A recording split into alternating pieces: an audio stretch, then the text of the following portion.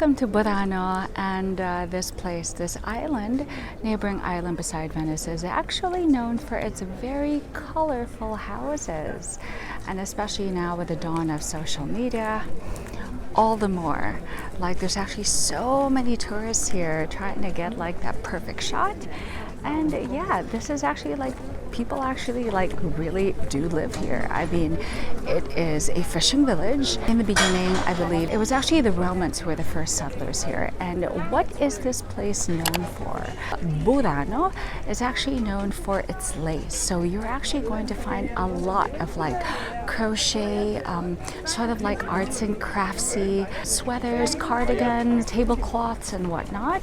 And that's a thing that it's really, really known for. Kind of like a very homemade, like what grandma would make for you. Now, for those of you who would prefer to do a non-private way of seeing the island, I think that's possible, because that right there is actually a ferry port. There's actually ferries that you can take even in the Grand Canal if you don't have the budget to do a taxi. Usually the Venice taxi is about 25 euros per person. I'm not really sure, because they would always charge us 70 for 3 people, or it could be if you're just one person, it's so much more. I'm not really sure, but that's like the going rate. As for the ferry, I'm not really sure, but it's kind of like any bus stop, any train stop, there are ferry stops as well.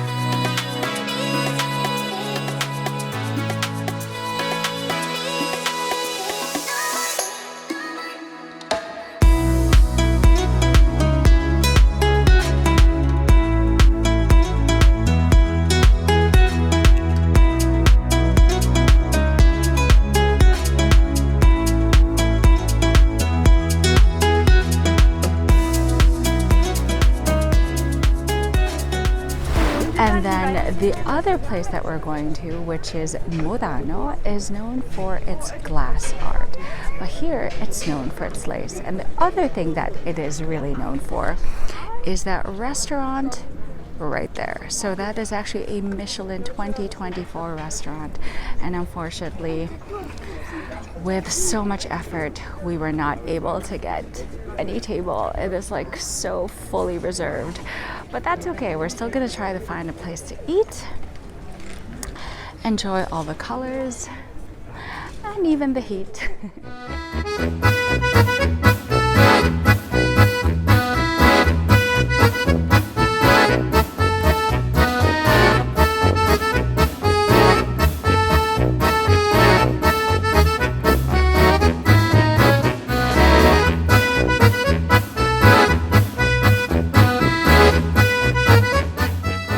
So it's nice that we found a second restaurant to eat in, and it seems like a very historical restaurant too. There's like so much happening in the walls here. Famous people and art and honestly, and air conditioning. So good. Full pot. Our octopus is actually one of my favorite dishes. Here in Italy, in Croatia, it's really refreshing, especially in the summer, because they actually put sort of like a very citrusy vinaigrette with it. Yeah. Oh my God, that is so tender. Okay, so the other thing that I ordered, this is the seafood salad. What's really nice about this place, because we are surrounded by the water, you have a lot of fresh seafood. There's the seafood salad, so there's mussels, it has like shrimp.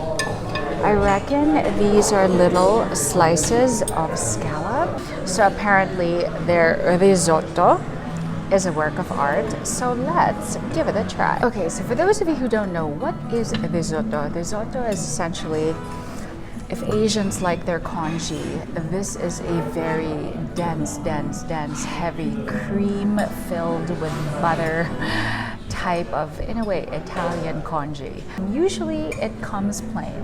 You can have it like with seafood or with mushrooms, but in this case their signature dish is plain, and we are recommended to grind it with some fresh pepper.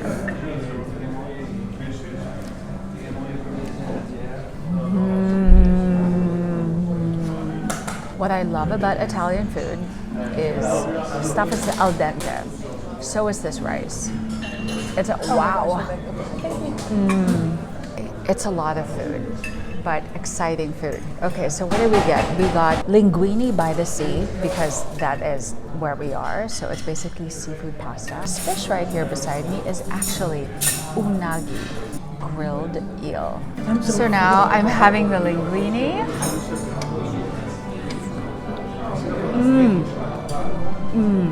Oh my God, that is so good. It's so fresh.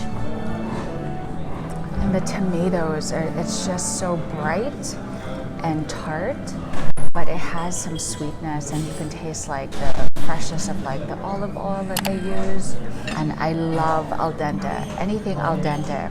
I don't like soggy noodles. I don't like soggy, except for soggy fries. I do like soggy French fries, but you know, from the risotto to the pasta, perfect texture. Okay, let's try a little bit of this eel. So it's actually crispy when I sliced into it.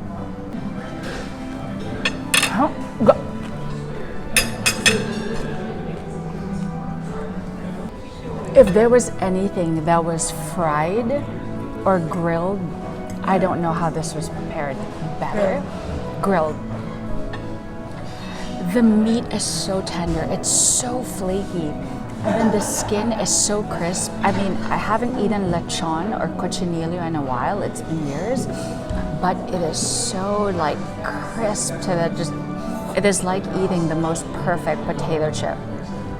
Guys, that meal was bonkers. I mean, yes, we didn't get a table at the other side, but this is actually the second rated restaurant in the island and on the island. I can't compare, but I have to say it was really molto bene. Bravissima, complimenti. Just take a look at the store. Everything is blue. Really, really nice, like the way it's laid out against the color of the house. Perfect backdrop. Colors of summer. Oh my God, guys, so this store destroyed the store. We pretty much bought half of the store. Okay, because I super love Italian linen. It's actually why I wore this today. So the Italians, they love to wear linen, especially in the summer, because it's a natural fabric, so it's very cool to the skin. So even if you're fully covered, it acts as sort of like a sunblock, if you will, because it shields you from the sun. But at the same time, it's a breathable fabric, so it's very cool to the skin. Ah, that was so good. Not good for the credit card, but very good for the soul. All right, so we're walking back to the boat. That was Burano. You know, a little fun fact, although it's not about Burano, but it is about colorful houses by the water. So I have a vlog featuring Newfoundland. Newfoundland is in Canada.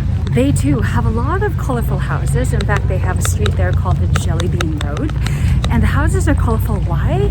Because when there's a storm or when it's really, really dark because of the weather, the colorful houses are there to actually have fishermen from afar actually find their way home, find land.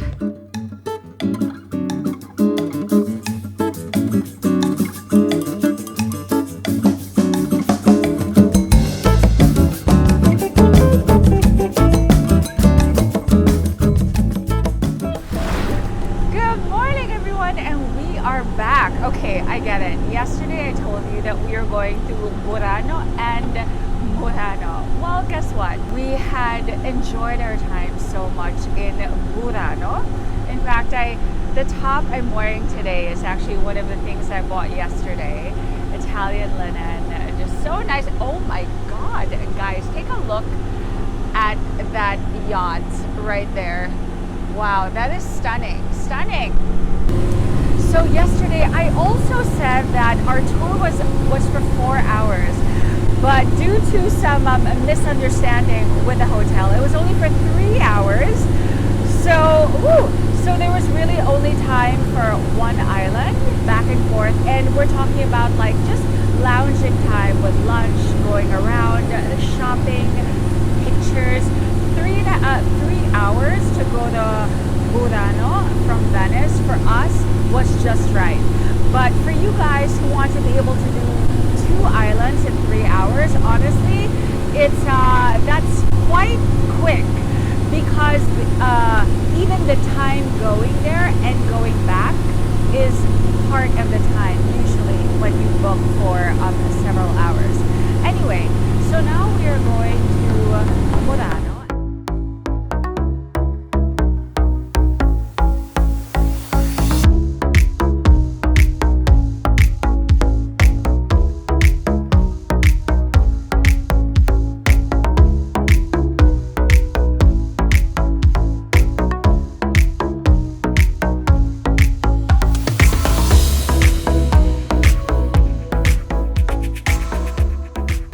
Welcome to Murano, everybody, and finally we've made it.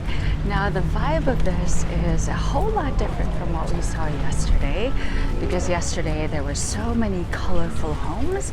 Now in this case there's so much colorful art, like Murano glassmaking. And so these are like different like sculptures, plates, decorations, jewelry, anything that can be basically turned from glass. Take a look at the buildings over here. It's bricks mortar, like, meaning it's not the same as Burano that are really small houses that are colorful.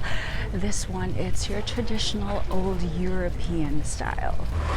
Okay, so what do we know about Murano other than we'll get to the glass making later? Well, in the very beginning, the first people who were situated here were the Romans.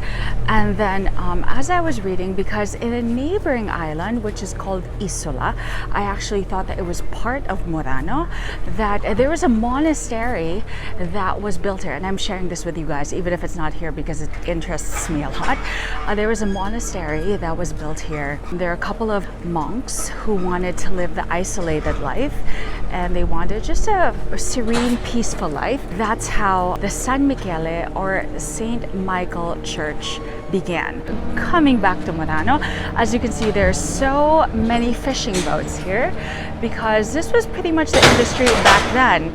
It was a fishing port.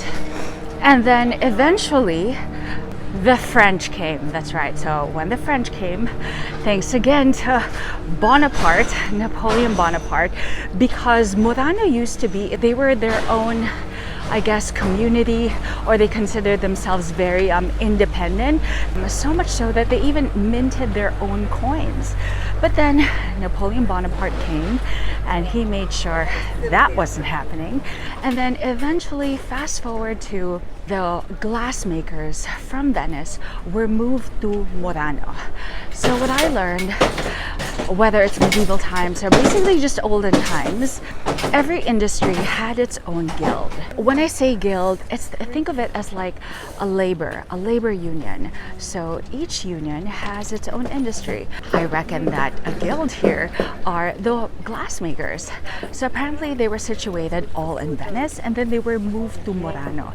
And that's why everywhere you go here, even if a lot of the town is still closed at this time in the morning, you will find so many glass makers. They have like Christmas decorations, Christmas ornaments, jewelry, just really anything that you can think of that's colorful or plain.